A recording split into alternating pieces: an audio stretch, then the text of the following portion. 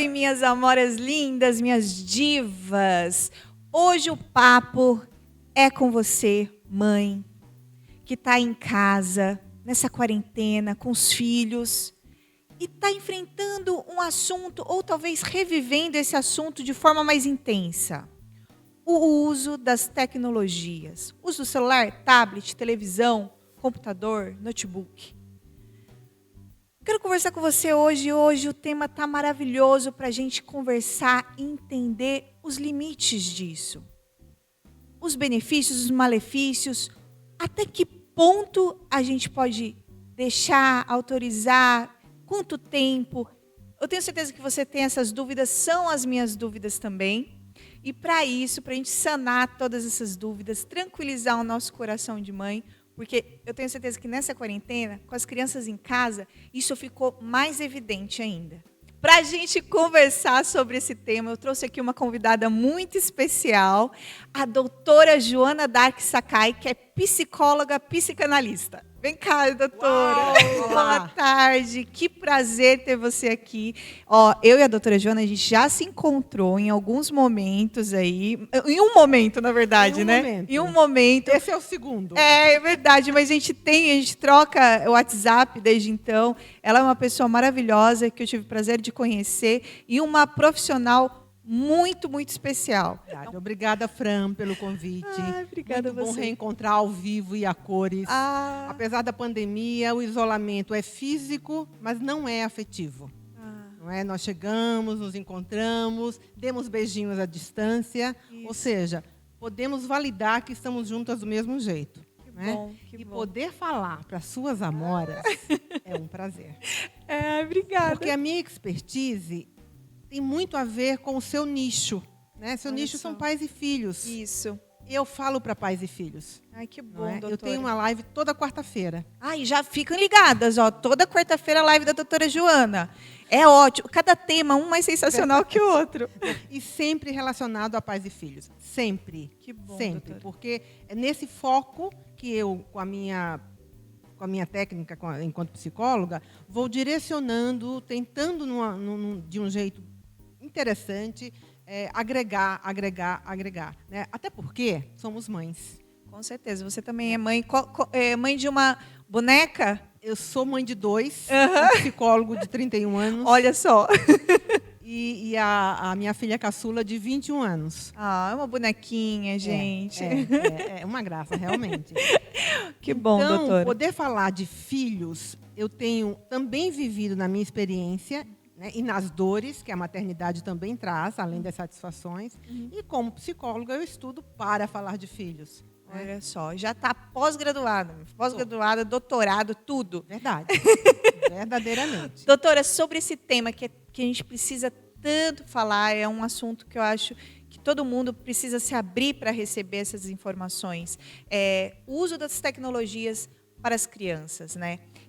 Para começar, para início de conversa, tem uma idade correta que a gente pode liberar o uso da tecnologia? A partir de qual idade? Tem uma idade? Porque a gente vê bebês assistindo no celular, né? Às vezes, eu já me deparei, inclusive, em restaurantes, com um bebê assistindo no celular, né?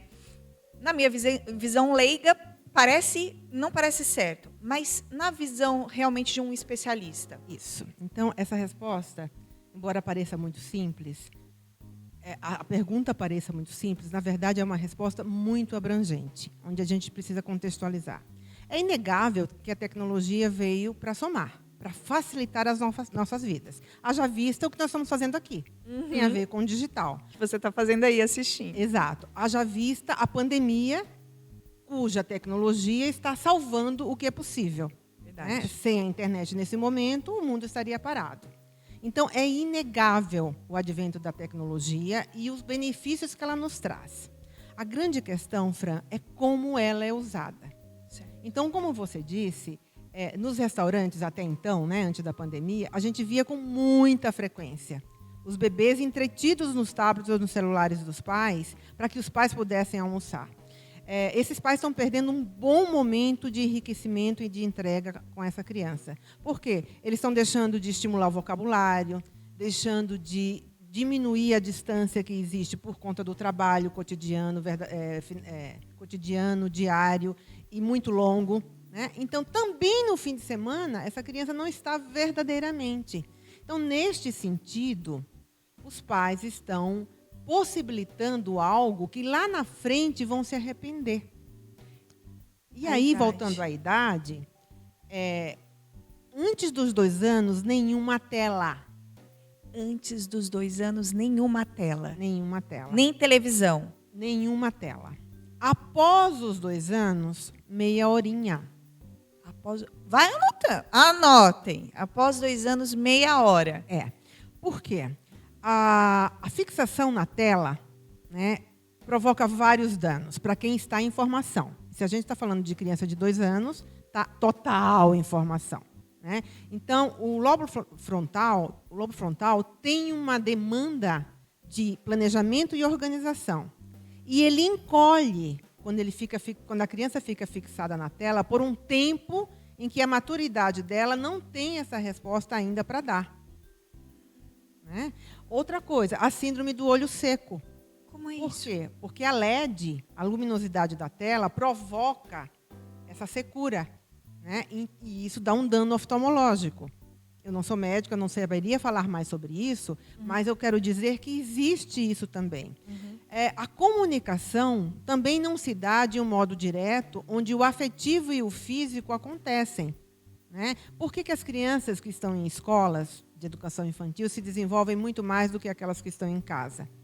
Porque em escola tem o vocabulário de criança, tem as músicas, tem os pares da mesma idade, portanto, os mesmos interesses. Mesmo se o conteúdo é para aquela idade, que é colorido, que é didático, que é para aquela idade do desenvolvimento da criança, não é sadio a tela do celular por conta dessa fixação. Essa fixação. Pensando assim, é o mesmo conteúdo, por exemplo, que você teria numa escola infantil, só que é dado de uma maneira totalmente diferente. Então, o conteúdo programático pode ser o mesmo, mas a aplicação dele não é.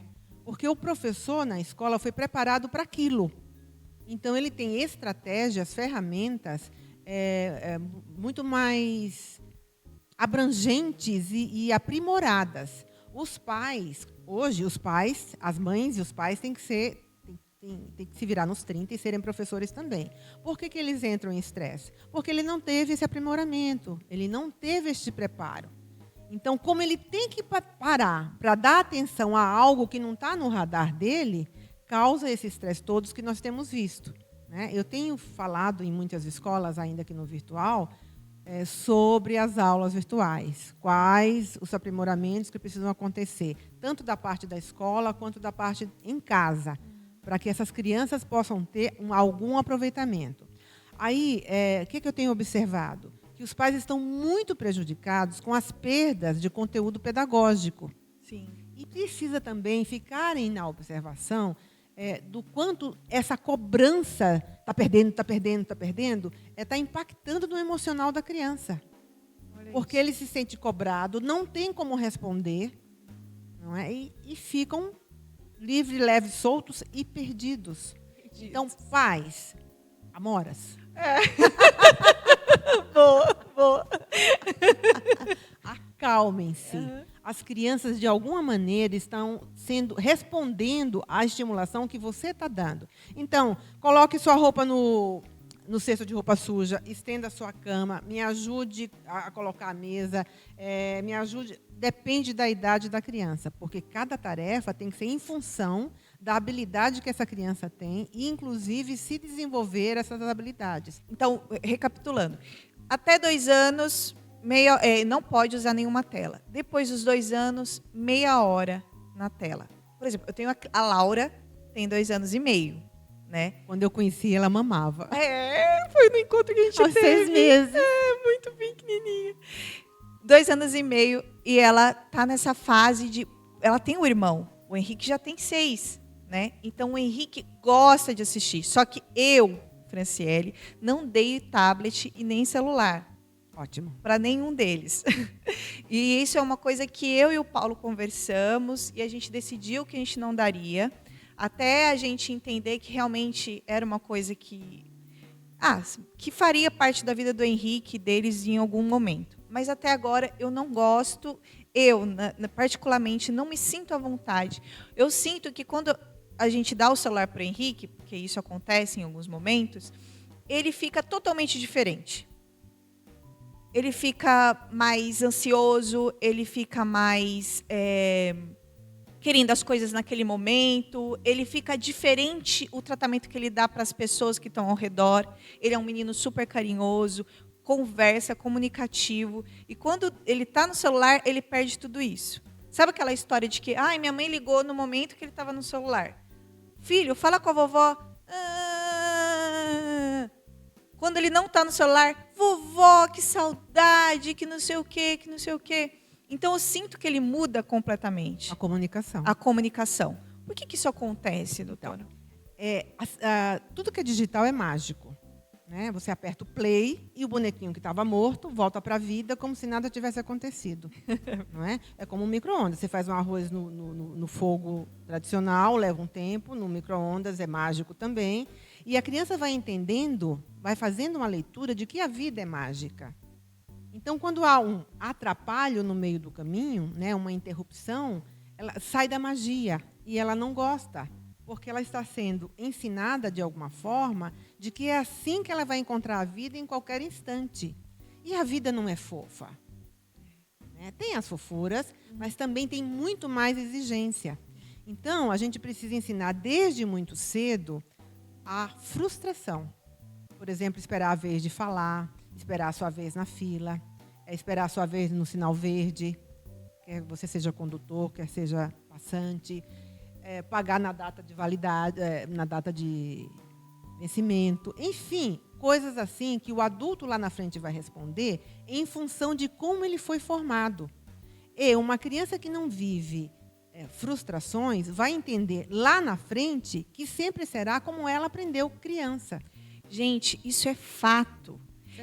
Não sei se vocês já perceberam aí na casa de vocês.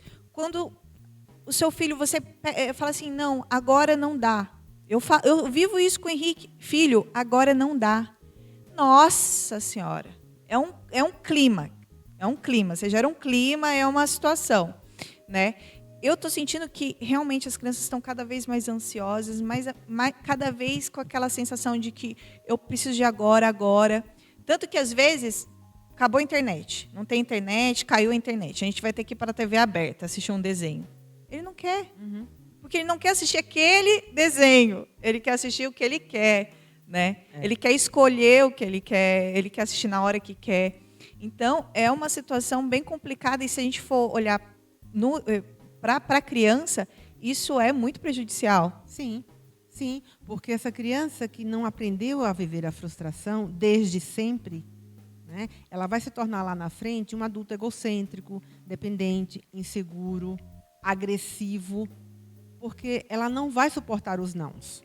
Né? E tem o não no estacionamento, tem o não do namorado ou da namorada, tem o não de não ser escolhido para a vaga no emprego, tem muitos nãos. E se essa criança não sabe aguardar o seu momento, esse adulto lá na frente não sabe aguardar o momento do sim e do não que acontece em vida fora, ele vai se frustrar e a gente vê essas coisas aí acontecendo. Né? Suicídio, assassinato, né? A própria violência doméstica, que são circunstâncias de não suportar o não. Gente, é um assunto muito delicado, que a gente precisa ter uma atenção muito grande. Pensando na idade do Henrique, 6 anos, né? 2 anos você falou meia hora. 6 anos, qual é o tempo ideal? Na verdade, o tempo ideal vai ser determinado pela dinâmica da casa.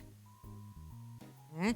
O que se faz durante o dia todo, manhã e tarde, à noite não se deve. Aliás, inclusive para o adulto, sair das telas deverá acontecer até, no mínimo, 2 horas antes. Para que este cérebro se envolva de novo com o desligar-se. Por quê? O cérebro entende que a claridade faz com que ele tenha que ficar em vigília, tenha que ficar acordado, desperto. Por isso que o hormônio do crescimento, a melatonina, só acontece enquanto a criança dorme no escuro. Porque é no escuro que o cérebro vai responder ao desligamento. O no sentido do relaxamento e, portanto, o sono. Nossa, então até 2 horas, tanto para o adulto quanto para a criança, evitar. Mas criança na parte da noite... Nem pensar. Nem pensar. Nem pensar. Então, vai depender de que hora ela vai dormir para você calcular, no mínimo, 2 horas antes. Todo mundo que me acompanha no Instagram vive falando: Fran, que legal, o Henrique está sempre lendo um livro, está sempre fazendo joguinhos, jogando, sempre inventando as brincadeiras, brincando de espada, que não sei o quê, que bacana.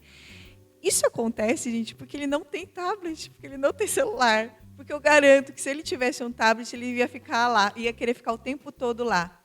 Então, essa decisão de não dar isso, não dar o tablet, foi pensando nessa vida de criança que eu queria que ele tivesse. De jogar joguinho, de interagir com a gente. Refeição, jamais. Refeição lá na nossa casa é lei. A gente come à mesa, os 4 juntos, eu, Paulo, Laura e Henrique. E todo mundo que me pergunta: nossa, Laura e Henrique comem tão bem. Eu tenho certeza que isso tem relação também com comer à mesa e nunca com celular, nunca com televisão ligada. Como é isso? Você acha que isso é uma situação que hoje em dia a gente vê, muita gente sai, cada um come num lugar, cada um come no sofá, assistindo televisão, outro come no quarto, outro come no chão. Então, nós somos modelos, efetivamente modelos. E aquilo que a gente mostra, aquilo que a gente transmite pela imagem, vai ser refletida naquilo que eles vão adquirir. Ah, mas eles vão mudar mais lá na frente. Lá na frente, o arbítrio agora é de responsabilidade civil do pai e da mãe, ou dos responsáveis que acompanham esses menores. Então, este modelo de comer tudo junto e, neste momento, não tem eletrônico, é um modelo que eles aprenderam e lá na frente eles vão seguir, né, ou não, mas habitualmente segue-se. Obviamente que tem variações, né, de uma ou de outra pessoa ao longo do tempo, porque cada um vai fazer o seu arbítrio, mas, de todo modo, o modelo passado foi um modelo mais adequado. Né? Como você disse, o Henrique, quando está com o celular, ele é outra criança. Né? Porque este perfil foi modelado em função dessa tecnologia que ele está usando. Mas o modelo internalizado é o modelo que está sendo passado antes dessa condição do tablet e de tudo mais. Mas eu gostaria de falar muito, Fran,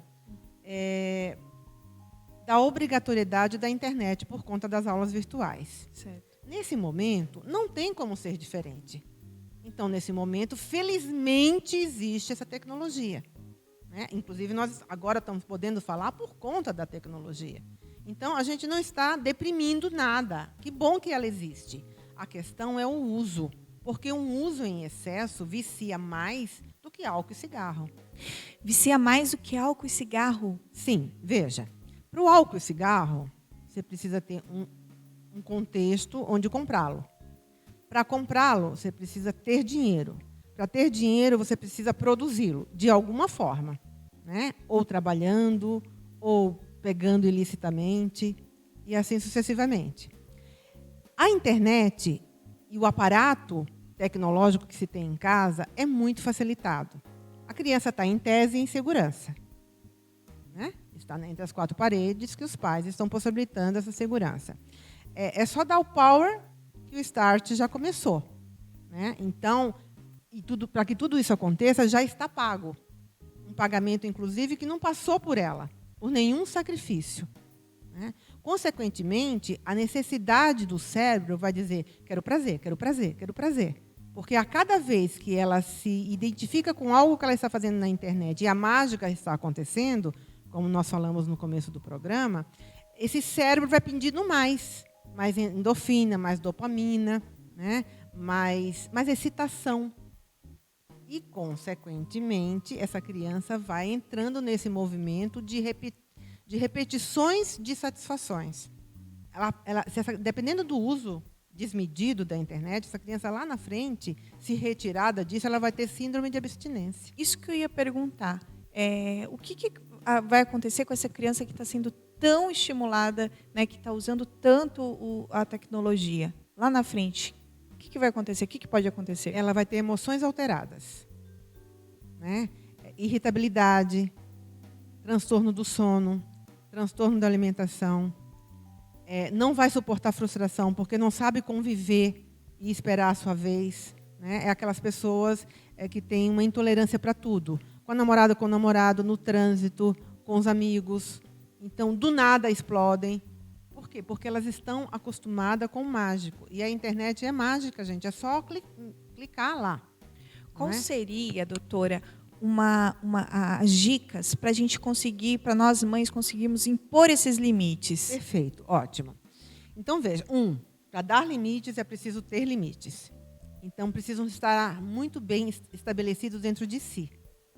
E à medida em que essa condição está tranquila dentro de si, você consegue passar para o outro sem ser necessariamente uma exigência, uma cobrança.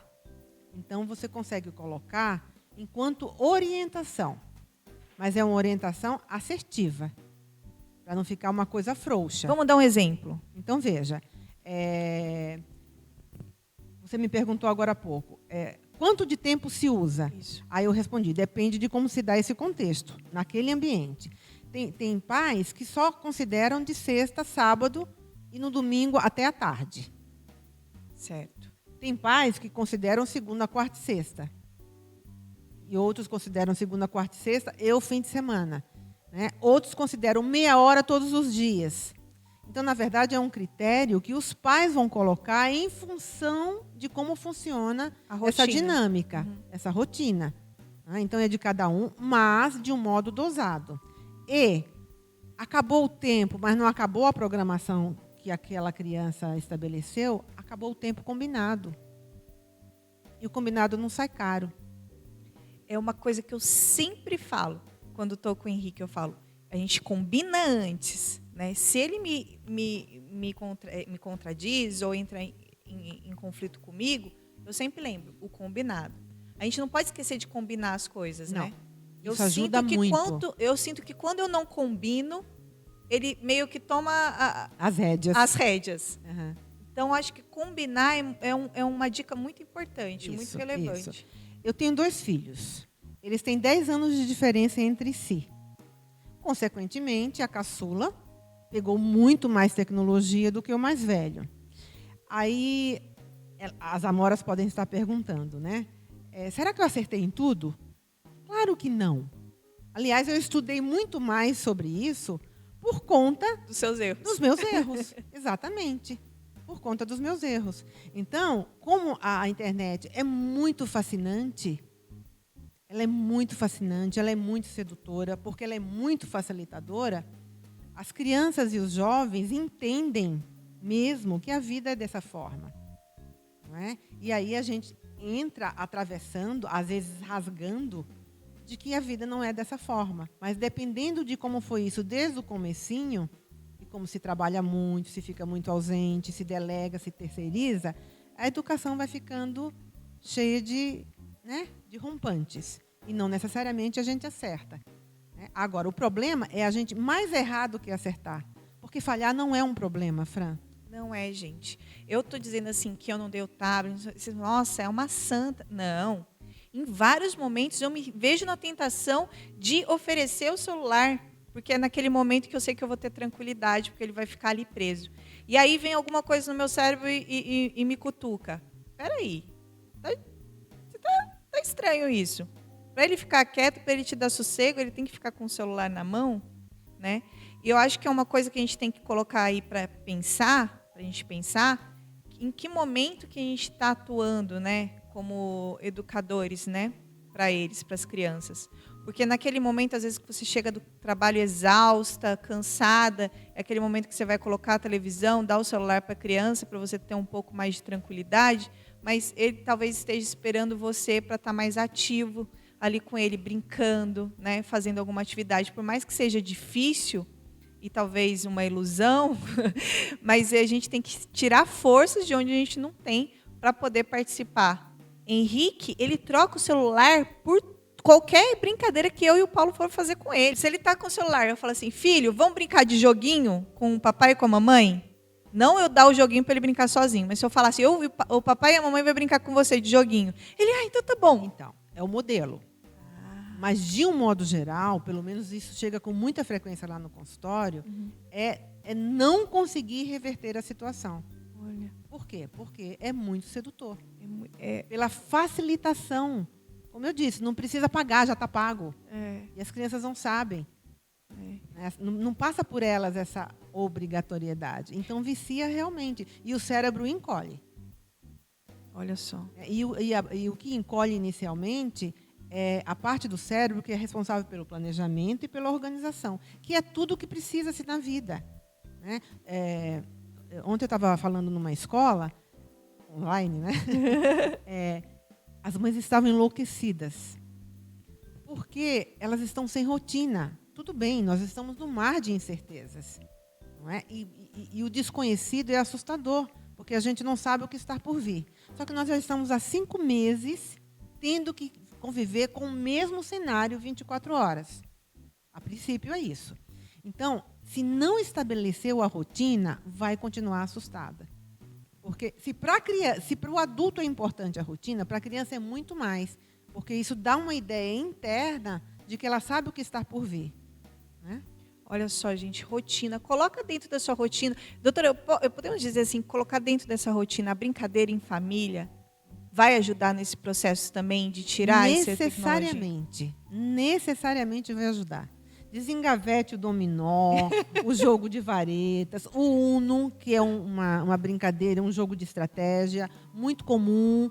Os adolescentes adoram. Eu uso demais o Uno lá no consultório com as crianças. Né? Tem um que se chama A Hora do Rush.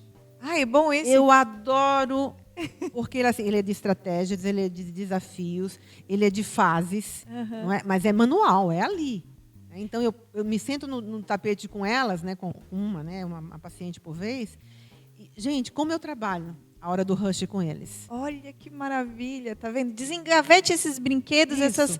essas brincadeiras de antigamente, pique-esconde, a gente ama brincar de esconde-esconde em casa, quebra-cabeça, né? Nesse momento, desengavete isso e coloque na sua rotina esse momento do brincar com o seu filho. A gente pode pensar também que eles podem fazer uma receita, eles podem fazer uma gincana. Ah, mas meu apartamento é muito pequeno. Melhor ainda, né? Um pique-esconde, um pega-pega. Ai, mas isso dá um trabalho. Verdade. Verdade, dá muito trabalho. Mas o que a gente quer é movimentar a todos, né? Porque aquelas 2 disciplinas que eram tão pouco valorizadas na escola, que é arte e educação física, agora, né, fazer atividade física é primordial para quem está confinado. Com né? certeza. E poder botar a criatividade para fora também. Então, vamos aproveitar. Ao invés de ficarmos no mimimi de que não dá do jeito que está, é o que temos para hoje. A gente não tem outra opção. E eu acho que vai ser uma escola, um treinamento intensivo para depois que tudo isso passar, porque vão ser lições que a gente vai levar para a vida toda. Porque a saída é para dentro. Olha que frase. Olha que frase, gente. A saída é para dentro. É uma grande reflexão. Doutora, eu já li um artigo que falava que muitos pais estão procurando especialistas, levando as crianças com a ideia de que a criança está com um quadro de autismo. Acho que meu filho é autista. E quando vai analisar tudo, não é autismo, é falta de estímulo. Por conta das tecnologias. Isso é um fato? Isso é um fato. Isso é um fato. Né? O autismo, a princípio, é caracterizado pela dificuldade de relacionamento. Tem outros quadros também que têm essa característica, mas não necessariamente, não mesmo. Né? Conhecemos uma criança, né? Temos uma criança em comum, em que, na época, eu disse, não é autista. E não é mesmo, mas, de todo modo, foi a uma neuropediatra, que até a mãe falou assim para mim, vocês combinaram? Por causa do diagnóstico? Porque a gente falou a mesma coisa, não é? Mas a presença dos pais, mas uma presença qualitativa, não é muito importante. Então, essa busca do ter, a pandemia está nos mostrando que é relativa. Né? Turbinar o currículo tornou-se relativo. Né? Porque adianta ter um carrão e continuar na garagem? Né? Então, a gente continua cuidando da saúde, inclusive da saúde mental, onde a psicologia é uma grande aliada, porque é a saúde física, mas o mental também tem que estar integrado, porque não adianta só cuidar do pensante. O afetivo também precisa estar em ordem, né?